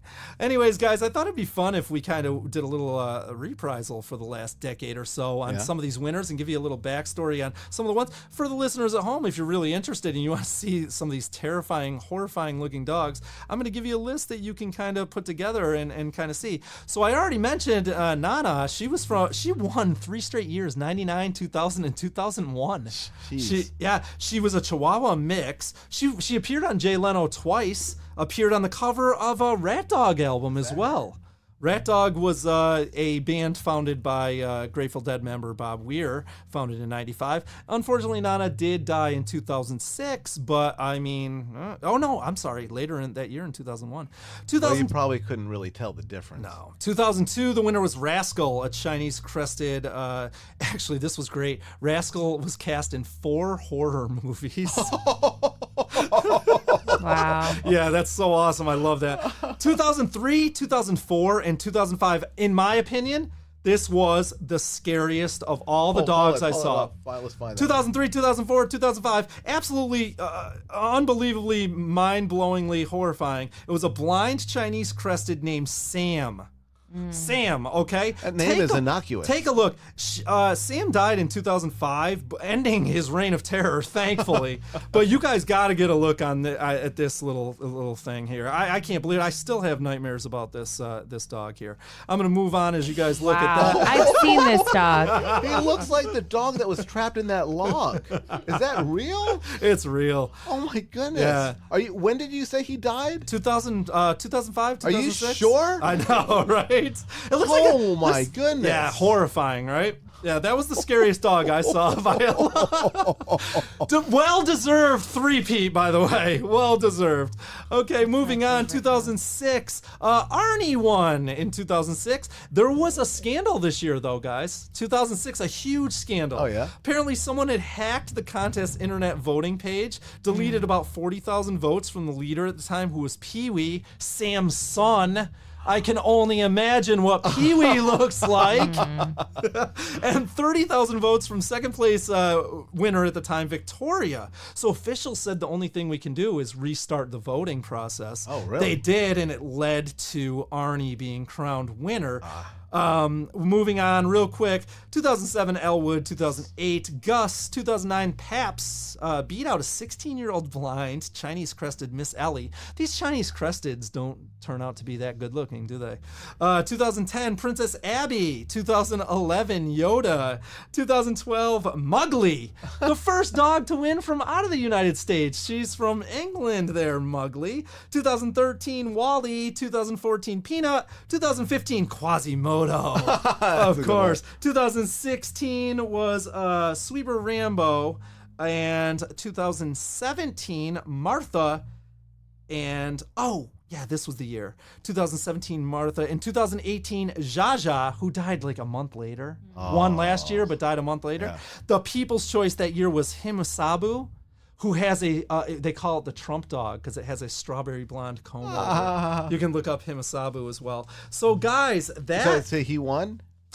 he got the People's Choice that year, last year. Jaja won last year. But everyone refused to go, right? It's like, I'm not leaving till you give me this crown. I mean, that's all there is to it. So, guys, we've got to get on Pet Finder, find ourselves a dog that might be worthy, and we could split 1,500 4 ways. Do we need a calculator Oh my for that? goodness! And the fame. And the also fame, fortune, and a trip to the Today we'll name Show. him the News Freak. Oh, I can't wait.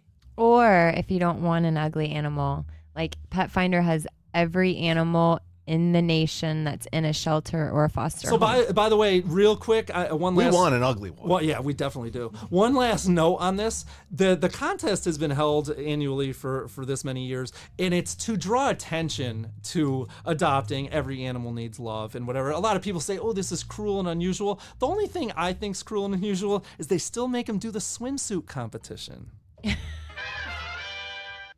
All right, gang, moving on to random facts. Random facts to the date, June 30th. Don't look at me that way, you guys. Here we go. Random fact, June 30th, 1859. We're going back a little bit to start off today. French acrobat Charles Blondin, he crossed Niagara Falls on a tightrope. It was the first time that was ever done. Amazing. Basically owed his celebrity and his fortune and his fame to this first stunt. Okay, he crossed the Niagara Gorge. That's on the U.S.-Canadian border. It's 1,100 feet long, 160 feet above water. I mean, back then, 1859. I mean, that's pretty ballsy. I know the Walendas just did something a couple days ago on TV. It's still ballsy. Oh man, they could put it 16 feet above ground, and I'd be terrified. So it must have been he completed it, and he got a lot of fame and fortune. Well, that must have been too easy, guys. Hold on to your seats for this one. He did it a ton of times after this, all with different kind of theatrical variations to it. Did it blindfolded. Okay, hard enough. In a potato sack. What? Yeah, with stilts on. He did it with stilts. Did it with a wheelbarrow. This one's good. I like this one. Sitting down halfway through to cook and eat an omelet. He's like the guy who plays so good at the instrument he gets bored. He like starts playing it behind his back and stuff. Here's Sets it on fire. Here's my favorite one, because I can imagine his manager saying, I'm going to need to increase my take here. He did it once carrying his manager, Harry Colcord, on his back. No way. Yes, No way. he really did. I've seen photos of it, actually, and you guys can check I that was going to say out. Pixar, it didn't happen. But. Well, you know, once you've seen the guy do it a bunch of times, you probably kind of start to have confidence. Adman, if you were a manager of a tightrope walker and he's like, hey, I got a great idea for the next stunt. I want to take you up with me. The answer to that would be no. Okay, so your last comment was kind of null and void there, right? Why? Well, anyways, Blondin, unfortunately, he died of diabetes at the age of 72, February 22nd, 1897, at what he called his Niagara house. Because really, Niagara Stunt paid for this beautiful estate that he had that was there in London.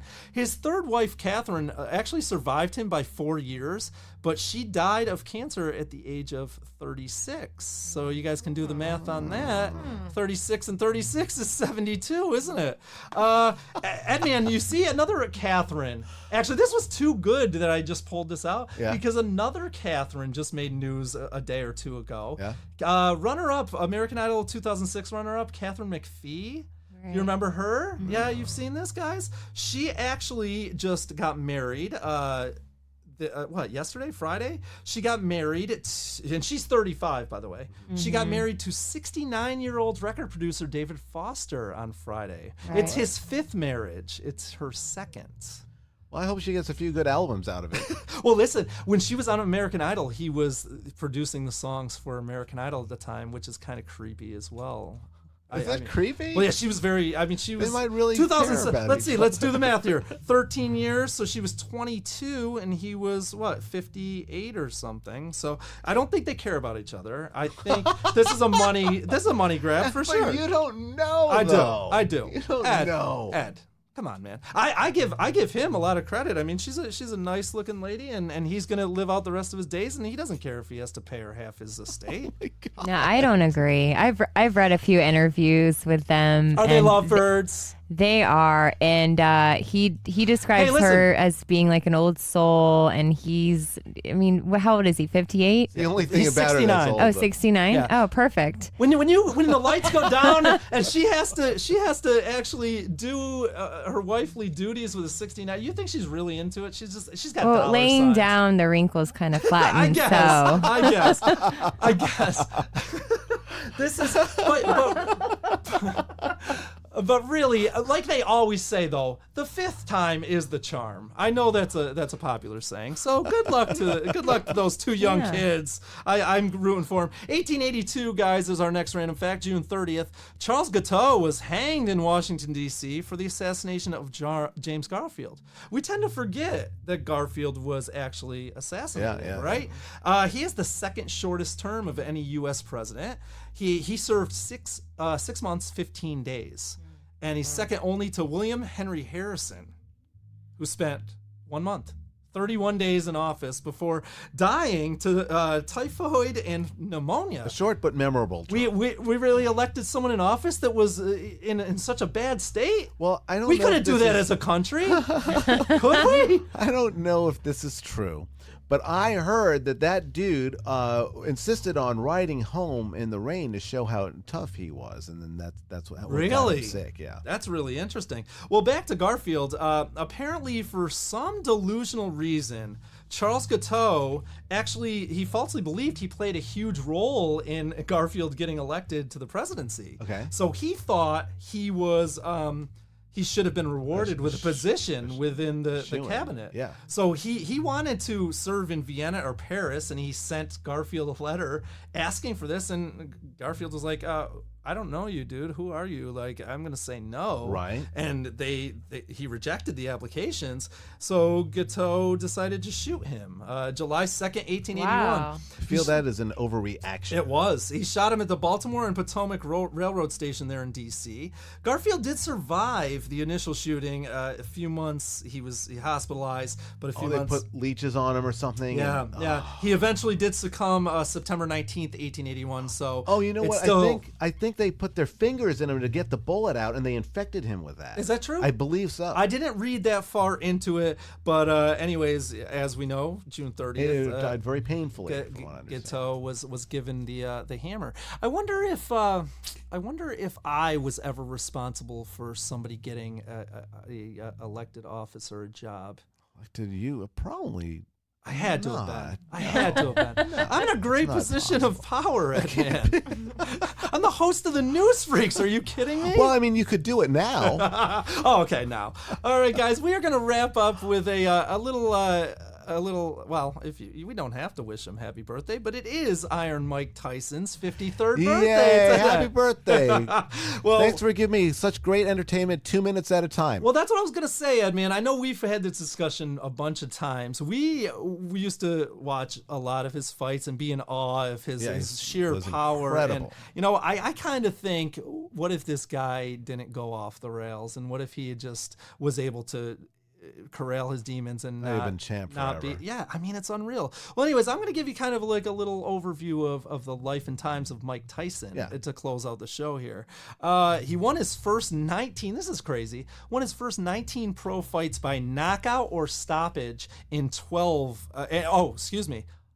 of those were because of in the first round, knockout or stoppage of his And first what 19 age was fights. he on this? When he first started, he was 19 years old. Amazing. Yeah. He then became the youngest ever WBC heavyweight champion in 1986, the age of 20 years, 4 months, 22 days old after he beat Trevor Berbick in the second round. You remember that name, right, Edman? Yeah. After that, he added both the WBA and the IBF titles, respectively, after beating James Smith and Torrey Tucker in 1987. So he's obviously, his career's on an upswing. 21-year-old kid, right? Won his first ever, he's the first ever boxer to hold all three titles simultaneously. This is crazy. These numbers are crazy here. His career record was 50 wins, 6 losses, with 2 no contests. 44 of those 50 wins came via knockout. Jeez. Is that unreal? Yeah. That is unreal. It's mind-blowing. He was And named, these are counting all of his fights. yeah, This everyone, is when he everyone, was done, all his, too. Yeah. He was named number 1 on the ESPN list of the hardest hitters in heavyweight history. The Ring magazine listed him as number 14 on the greatest heavyweights of all time, which, it probably was. Well, taking his career in total. Well, here's what happened. I think they thought that he fought a lot of lesser opponents in his career. He did fight some prime fights, but he did fight a lot of scrubs, according to a lot of the boxing analysts. Anyways, so what we were talking about earlier, you think what his career would have been, his legal troubles. He had the 1988 divorce and separation and spousal abuse allegations to then wife Robin Givens. Remember her? She was an actress back in the day. Yeah. And then most notably his 1992 conviction for rape of 18-year-old Desiree Washington, who was at the time Miss Black Rhode Island. And apparently he raped her there in Indianapolis. In March of 92, he was convicted of that crime. 6 years in prison, 4 years probation. He actually only ended up serving 3 years of that sentence, though. And here's the part I didn't get and I don't really understand. He was 25 when he committed the crimes, but he spent those 3 years in an Indiana youth center. That whole 3-year sentence that he had to do, which is crazy, right? Yeah. I don't know. I guess money really does help out, right? How old was he when he was convicted? He was 25 when the crimes happened. When he was charged, and I think they had the trial a year or so later. So after he was released in 95, and that was the year I graduated high school. So I do remember him being released, and he's saying, "Oh, I'm going to go back on the comeback trail." Right? Yeah. His first fight. It was one of the highest pay-per-view fights ever in the history of pay-per-view. It was against, you remember this name, Ed, Peter McNeely. Oh, yeah. It lasted 89 seconds where he just absolutely destroyed this poor guy. The lamb to the slaughter. How'd you like to be Tyson's first fight out of a 3-year prison stint? Pissed off, right? And nobody wanted that. Did he put McNeely in an arm lock? Was he the one that he actually arm locked the dude at one point? I actually do not remember. I remember them trying to hype McNeely and nobody was nobody was buying buying it at all. I mean, he looked like He looked like guys that I've seen fight in like a bar after hours. Probably could get a few blows in, but yeah. True. So anyways, he quickly regained the WBC and WBA titles again in '96. He beat Frank Bruno and Bruce Seldon, two names I haven't thought about in forever. Yeah. Right. Later in '96, he won that title in September. In November, he had his first fight to Evander Holyfield where he lost that belt. Yeah. They billed the fight as finally because they had been waiting for these two to fight forever. Now I do remember the '97 rematch, and they titled that The Sound and the Fury. I went to watch this at up north in Massachusetts at a Ground Round restaurant. You guys ever hear of Ground Round down here? There's only 19 left in the whole country. That's how old and almost defunct this place is. But they had this huge big screen TV that we always like to go and watch the events at. So as we remember, this came to be known as the bite fight, right? Tyson bit off a piece of Holyfield's ear in round that's just 3. so unreal. He spit it on the mat. Yeah. It was like a good inch or two of his ear because he was being dominated. Throughout the first 3 rounds, like Holyfield was pretty much whooping the crap out of him. So he snapped off a piece of his ear. Referee at the time, Mills Lane, very popular boxing ref from the old time. He amazingly did not stop the fight at that point. Amazing. Yeah, he deducted 2 points from Tyson on the scorecard. But wouldn't you know, shortly after they started the fight, it happened again to the opposite ear. Wow. Tyson went in for another chomp there, but they didn't know it until the round actually expired. And then, Holyfield's like, I'm missing a piece over here too. At least it's symmetrical. Yeah, right. So they discovered it and they disqualified Tyson. And Tyson went like apeshit. He like tried to storm Holyfield and his trainers. They had to like hold him back. It was a big like melee. I remember me and my buddies, we'd barely gotten into like our second beer and the thing's over. Right. And like we're like, a tab, I guess. I don't know what else we're gonna do. So anyways, he got that famous face tattoo in 2003. Oh, yeah. That tribal face tattoo. His career finally ended in 2006 after being KO'd by 2 journeymen, Danny Williams and Kevin McBride. Yeah. That Kevin McBride one, that was so sad. Oh, I think that's the arm lock one. Oh, yes, that is. He got frustrated. That is, yep. He declared bankruptcy also in 2003. He earned more than, by estimates, $300 to $350 million in his boxing career. He declared bankruptcy and he had about $23 million in debt when he did that. Jeez. Wow. Can you guys imagine? Anyways, 2000. He bought that tiger. He did. Right? He did. I forgot about the tiger. In 2008, they released a documentary called, simply enough, Tyson. It was released to rave reviews. Actually, it's basically Tyson doing like a one-man show on stage. I've actually seen it. It debuted at Cannes. It was good, but of course, it's only from his point of view. So, I mean, you want to think. But that's what you're interested in. It seems, of course, it seems heartfelt and it seems honest, but then again, I mean, I'm sure he's leaving out some crucial details. But anyways, apparently he's matured and he's trying to get his he turned 53, by the way. Did I tell you guys that? Turned 53 today. He's got a great show with Norm Macdonald. He does. It's a cartoon on Adult Swim. Do you know if that's still going on? It is. Mike Tyson Mysteries it's called. Yeah. Where they solve mysteries with a pigeon, right? Yeah. Is that what they do?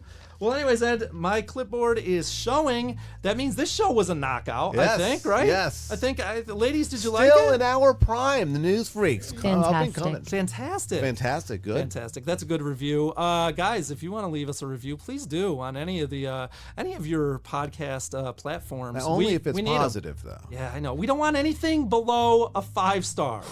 I mean, if you give us a 4, it's going to be like wide. It's an insult. Yeah, it's an insult. Insult to our sensibilities here, guys. But anyways, that was great. I had a blast. I feel like it's good to be back in the saddle. Yeah. We will be coming at you again this week with a special edition, so be looking for that. And come out swinging. Oh yeah, we're coming for you, podcast world.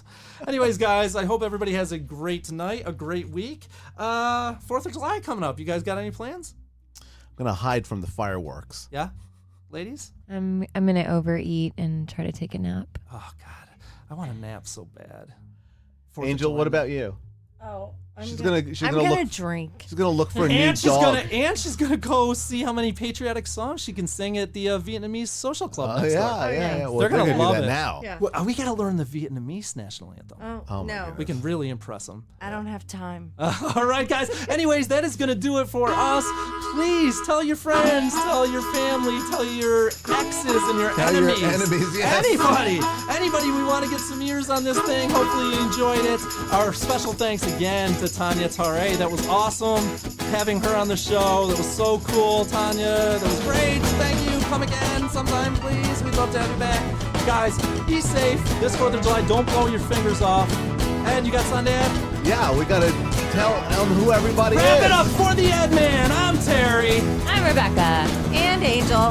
And we are the News Freaks. See ya. Oh, we did it. I need to recount my teeth.